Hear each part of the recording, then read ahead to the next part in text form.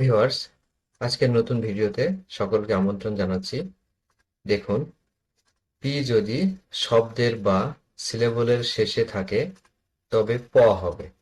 আমি আবারও বলছি, পি যদি শব্দের বা সিলেবলের শেষে থাকে তবে প উচ্চারিত হবে, কিন্তু ফ হবে না।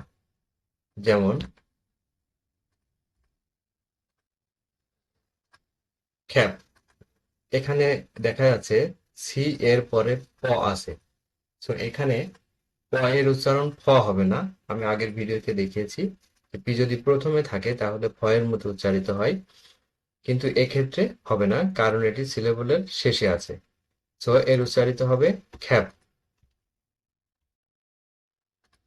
নেক্সট, খাপ, প, খাপ। দেন খ্যাম্প, খ্যাম্প।